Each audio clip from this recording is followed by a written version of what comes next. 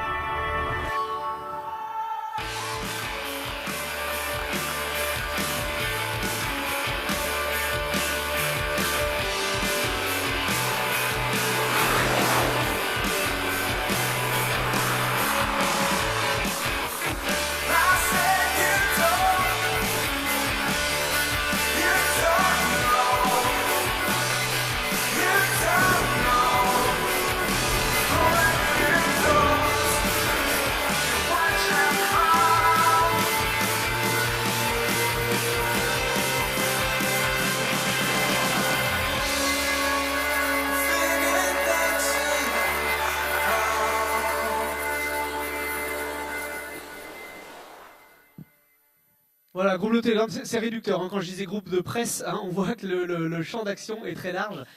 Je te laisse aller au centre de l'arène, Olivier. Alors oui, il y a un champ d'action très très large autour des métiers de la communication. Comme vous avez pu le voir, la route du Rhum va partir dans quelques jours de Saint-Malo. C'est aussi le groupe Télégramme, les Francopholies, le Printemps de Bourges, des métiers où nous n'étions pas forcément attendus et qui sont indissociables quelque part de l'aventure digitale. La diversification a été un souci mis en œuvre extrêmement tôt par ce média, on va dire, traditionnel, cette entreprise de presse classique, qui a été mise en œuvre donc dès la fin des années 80, avec l'idée de couvrir à peu près tous les spectres des métiers de la communication.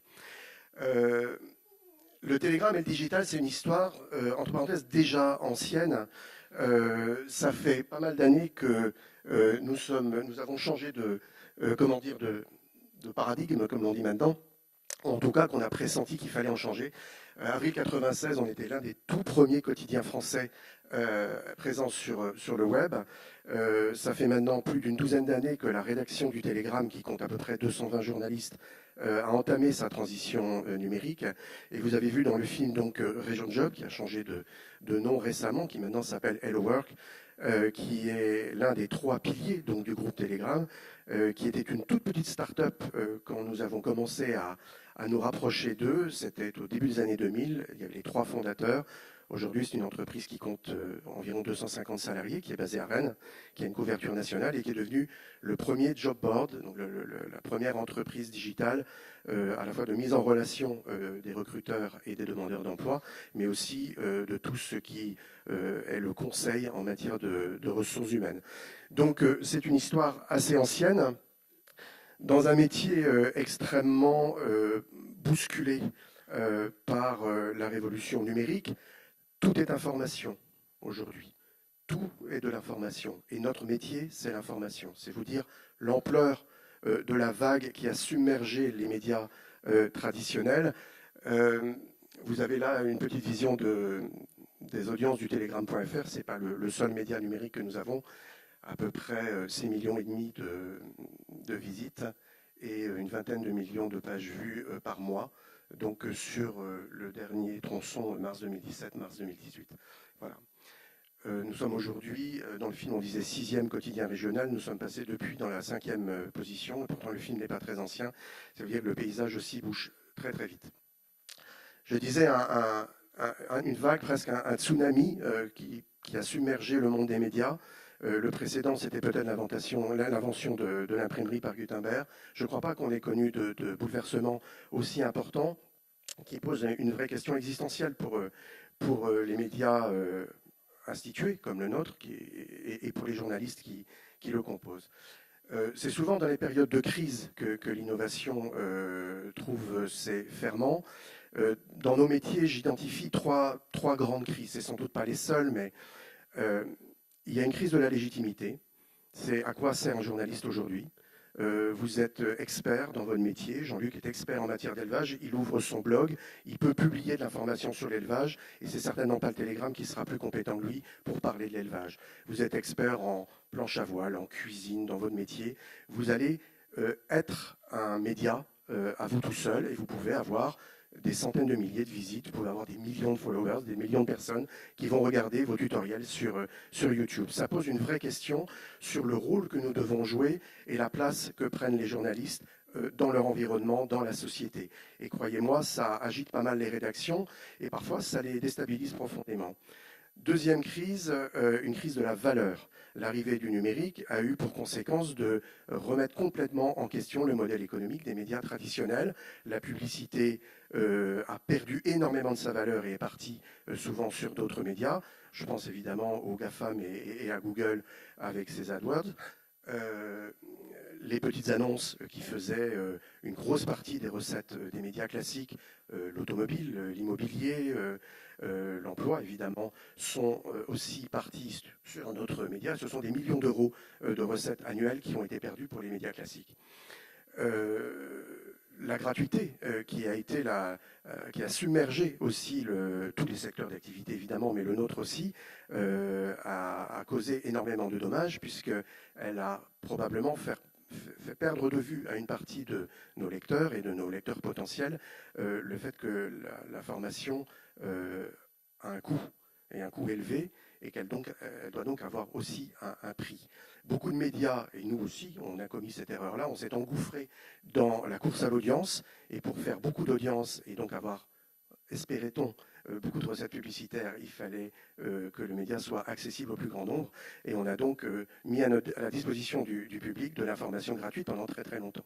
On a pivoté, et depuis maintenant 4 ans environ, nous revenons sur un modèle payant, avec effectivement quelques articles disponibles gratuitement pour donner à goûter au public ce que nous proposons comme offre éditoriale, mais très très vite on arrive sur un modèle payant, et évidemment ce travail de reconquête est plus compliqué à faire maintenant que la notion de gratuité de l'info s'est installée dans les esprits.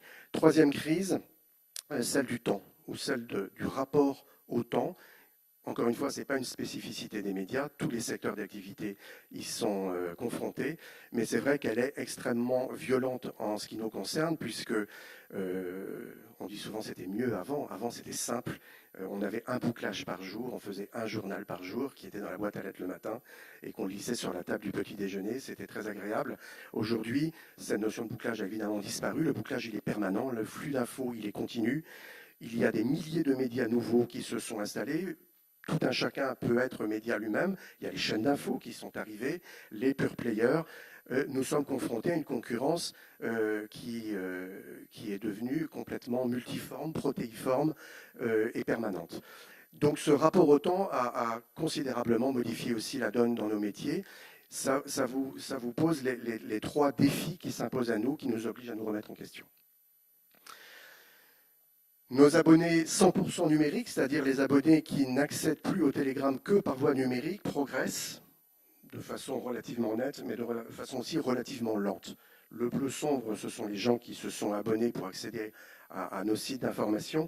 Le bleu plus clair, ce sont les gens qui continuent à lire le Telegram, mais sur un support numérique, sur tablette notamment, mais qui sont quand même très attachés à, je dirais, à la structure du Telegram et au fait qu'on leur propose une information éditée versus l'information délinéarisée et à la carte à laquelle on peut accéder soi-même via les moteurs de recherche.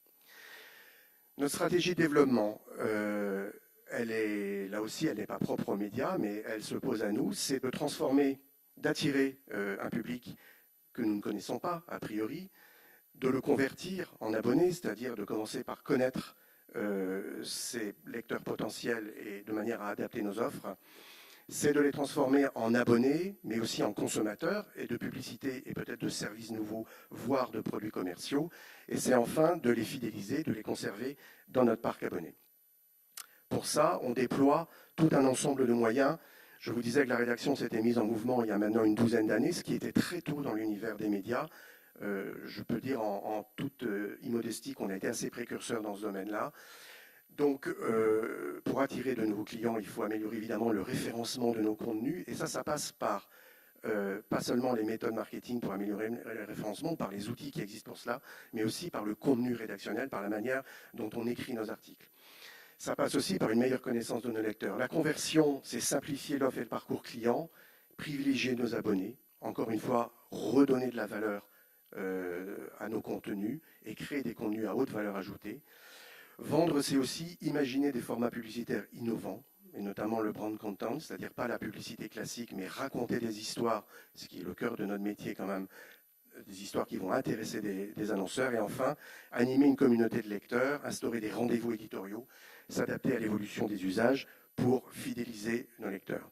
Dans le domaine purement digital, nous avons essayé d'innover et de proposer de nouveaux formats d'accès à l'information. Je vous invite à aller sur le site du Telegram, découvrir Dataspot. Là aussi, nous avons été précurseurs. Il y a en ce moment 20-25 confrères de 20-25 journaux français qui sont réunis à Brest sous l'égide de Google et au Telegram pour parler justement du traitement de la donnée. Ça permet d'aborder des informations à partir de la donnée, à partir de données objectives, qui souvent d'ailleurs sont accessibles, ce sont des données communes. Nous essayons d'imaginer les formats qui permettent à ces données d'être compréhensibles et accessibles à tout un chacun. Olivier, juste 2 secondes sur la partie DataVis, etc.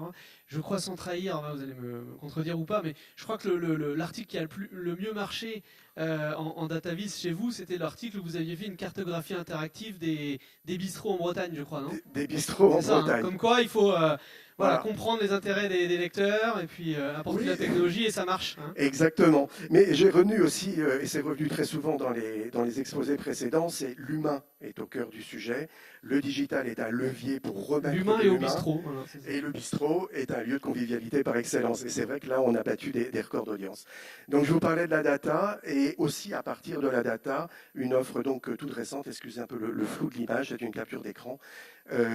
Alexa donc, ou Google Home, c'est-à-dire une offre audio sur les assistants vocaux qui, là aussi, je pense, nous avons été assez précurseurs dans la mesure où c'est une voix humaine qui répond à la sollicitation des assistants vocaux et pas un robot, ce qui change tout. Ok. Et je crois, peut-être pour terminer, vous effectivement plein d'innovations. Je sais que vous travaillez aussi le sujet de la réalité augmentée. Il est aussi sur la table de votre côté. Exactement. C'est aussi quelque chose qui... La réalité augmentée, l'intelligence artificielle aussi, pour assister les journalistes. On parlait tout à l'heure de ramener les gens dans leur cœur de métier.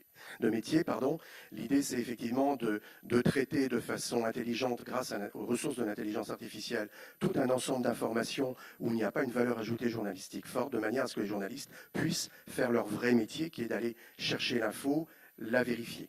Et enfin, un mot de conclusion, nous sommes évidemment totalement connectés au monde de l'innovation.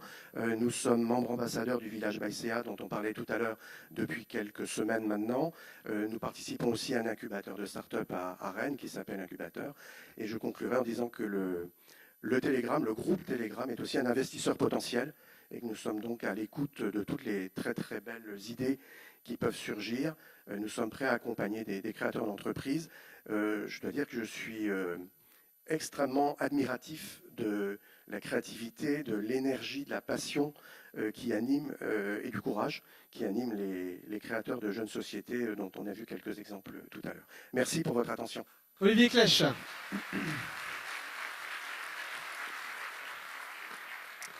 Alors une question, si vous en avez rapidement pour Olivier Clèche, avant la pause déjeunatoire qu'on aura tous bien méritée. Est-ce qu'il y a une question ? Oui, non, pas de question. Eh ben, ce sera pour la pause déjeunatoire. On a parlé effectivement de tous ces usages-là. Et en tout cas, il y a un chiffre qui est toujours bluffant sur le Telegram. C'est, alors je vous parlais de 200 000 exemplaires par jour. Et je crois que sur les 200 000, il y en a peut-être 170 000 qui sont déjà vendus, qui sont vendus avant d'être sortis des rotatives, c'est ça ? Exactement, oui, c'est une des singularités de ce média. La Bretagne en elle-même est une terre singulière, puisque c'est toujours intéressant de le signaler, c'est quasiment la seule région de France où vous ayez, outre tous les nouveaux médias, vous avez 2 quotidiens, dont le plus gros, Ouest France, pour ne pas le nommer, nos chers confrères, qui sont en concurrence depuis toujours. En concurrence frontale, sans le moindre gentleman agreement, si je puis dire, ou zone réservée. Donc nous tirons la bourre pour être un peu trivial tous les matins. Le Télégramme est le premier journal que les confrères de Ouest France lisent et réciproquement. Et c'est une singularité bretonne et c'est une chance, je pense, pour cette région. Et effectivement, entre autres particularités, sur nos 200 000 exemplaires, nous avons 170 000 abonnés, ce qui donne donc un lien extrêmement puissant avec nos lecteurs. Et deuxième niveau de cette singularité, c'est que sur les 170 000 abonnés, plus de 150 000 sont portés à domicile dans leur boîte à lettres avant 7 heures tous les matins, qu'ils habitent Morlaix, Brest ou Fouesnant ou Sarzeau dans le sud du Morbihan. Allez, parfait. Merci beaucoup, Olivier.